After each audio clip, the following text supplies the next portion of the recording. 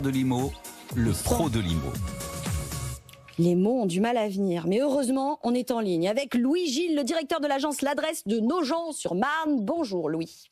Exactement, bonjour. Alors, vous êtes avec nous, je le disais, pour nous projeter. On va faire appel à un architecte pour vendre plus vite. Bah oui, c'est ça qui est difficile aujourd'hui. Même quand il y a des biens intéressants à la vente, on a toujours du mal à se projeter dans le bien. On le sait dans l'immobilier neuf, mais c'est aussi le cas dans l'ancien qui mériterait quelques petites améliorations. Exactement, exactement. La situation là, c'était la vente d'un appartement en duplex qui a été vidé de meubles, donc ça fait que des grandes pièces vides et avec beaucoup d'aménagements possibles. Donc avant la mise en vente, on a décidé de faire passer une architecte avec qui on a l'habitude de travailler, qui nous a fait des plans, des perspectives, et on a mis tous ces éléments-là dans une vidéo qu'on proposait à nos clients en amont de la visite.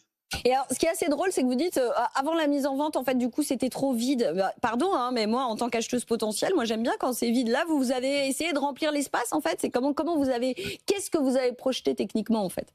C'était surtout pour aider justement la projection. Là, on a des grandes pièces, c'est un immeuble haussmannien, donc c'est des grandes pièces en parquet avec des murs blancs, donc parfois difficile de se projeter. Et là, en fait, on a principalement travaillé sur l'agencement et le réagencement. La trémie, l'escalier qui passe du niveau principal au niveau supérieur, et aussi l'utilité de chaque pièce. Donc, on a donné plusieurs grilles de lecture dans cet appartement pour avoir un double séjour avec une cuisine ouverte ou alors plus de chambres. L'idée étant de parler directement soit aux familles qui ont un besoin de beaucoup de chambres ou au contraire d'un espace sympathique avec un double séjour et une cuisine ouverte. Alors après, ça, c'est des choses réalistes, c'est de la réalité virtuelle. Est-ce que par contre, les acheteurs, ils sont avec une idée précise du tarif qu'ils vont devoir débourser en plus pour aménager à leur convenance? Est-ce qu'ils rentrent en contact avec l'architecte? Comment ça se passe concrètement? Ils rentrent en contact avec l'architecte. Nous, l'idée à ce moment-là, c'est pas de parler de prix, c'est plutôt de donner une perspective sur les possibilités qui sont, à notre sens, les plus intéressantes sur cet appartement-là. Donc, on a donné trois possibilités avec, en effet, des images avec des perspectives qui étaient faites sur l'appartement au sein d'une vidéo. Comme ça, après, chaque client pouvait prendre rendez-vous avec l'architecte pour un petit peu aller plus loin sur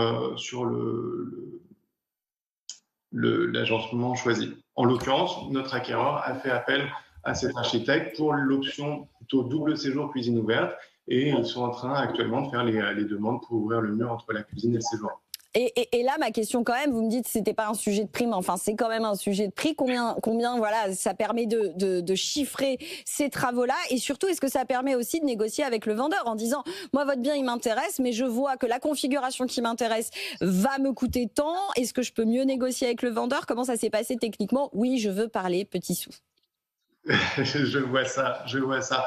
Alors, c'était fait en amont, puisque en bonne intelligence avec le propriétaire, voilà, on s'est dit que ce serait intéressant justement de trouver un petit truc pour que ce soit plus facile de se projeter dans cet appartement et qu'il y avait des travaux à faire dans cet appartement, et ça, il le savait. Donc, l'enveloppe est différente selon les trois projets dont je vous ai parlé, mais on était entre 50 et 100 000 euros de travaux sur cet appartement, et qui, en l'occurrence, n'ont pas été pris en charge par le propriétaire, puisque était fait en fonction de ces travaux-là. Bon, et le temps, c'est de l'argent, parce qu'au-delà des petits sous, et après j'arrête de vous embêter, c'est aussi le délai de vente, c'est ce que vous disiez dès le démarrage. L'idée de se projeter, c'est aussi d'accélérer l'acte d'achat. Là, en l'occurrence, en quoi vous êtes certain que ça vous a permis d'accélérer les choses, et en combien de temps, du coup, ce fameux bien s'est vendu? Alors, cet appartement s'est vendu en 2 semaines, après 12 visites exactement qui ont été. C'est pas mal hein, quand même, 2 semaines, c'est vraiment pas mal. Hein, parce qu'aujourd'hui, même si le marché immobilier va mieux, on est sur des délais qui sont plutôt proches de quoi, 80-90 jours hein. Exactement, ouais. Exactement. C'est notre moyenne, plutôt 80 jours sur une commercialisation classique. Ce qu'on a pu réaliser ces derniers temps, c'est que quand il y a des travaux, les délais sont plus longs. Les délais sont plus longs parce qu'on doit réfléchir, on doit faire passer justement un architecte, un entrepreneur pour pouvoir chiffrer. Et nous, l'idée étant pas de faire tout le travail, mais en tout cas d'essayer à ce que ce travail soit plus facile et plus rapide. Donc là, le passage avec l'architecte a permis de voir tout de suite les possibilités et juste avoir à les chiffrer dans un second temps.